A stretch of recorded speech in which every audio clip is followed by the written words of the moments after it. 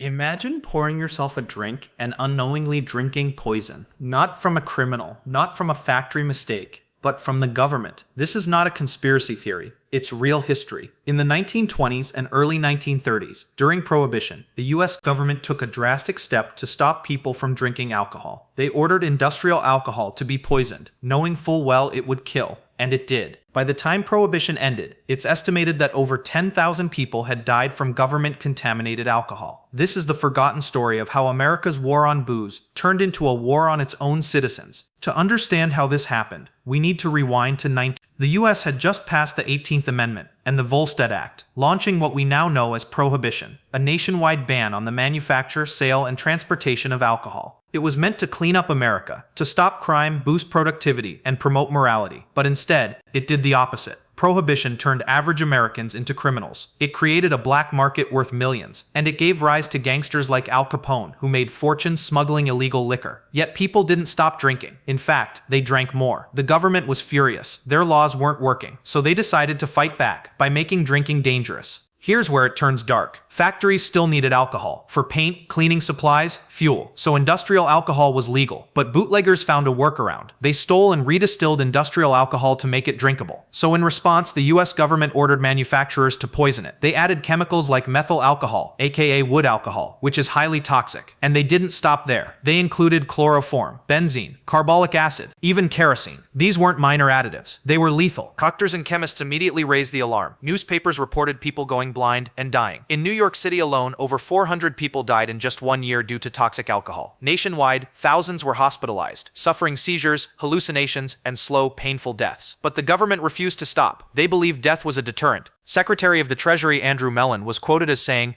"The government is under no obligation to protect people who break the law." Think about that. They knew it was killing people, and they kept doing it. Not all victims were hardened criminals. Many were working-class Americans, factory workers, immigrants, veterans, people looking for a small escape. And some were literally poisoned by accident. They drank what they thought was safe, and never woke up. In the words of journalist Deborah Blum, the government knew it was toxic and kept doing it. It was policy murder. Even medical professionals begged the government to stop. But officials claimed the blame lay not with them, but with the drinkers. It was a chilling moral stance. If you broke the law, you deserved to die. Public outrage eventually grew. The press began to call out the government's policy. Writers exposed the suffering it caused. Doctors condemned it as unethical, but the death toll continued to rise, until Prohibition ended in 1933 with the 21st Amendment. By then it was too late. Estimates say over 10,000 people died due to poisoned alcohol. No one was held accountable. There were no trials, no apologies, and for many decades, the story was forgotten. Why does this matter today? Because it shows what happens when laws become more important than lives. The government crossed a line, turning public health into a weapon. Prohibition didn't end drinking. It ended lives. And while alcohol is legal today, the story reminds us of a haunting truth. When fear and control outweigh compassion, justice dies quietly. This is why history matters. To remember not just what we were told, but what really happened, even when it's hard to believe.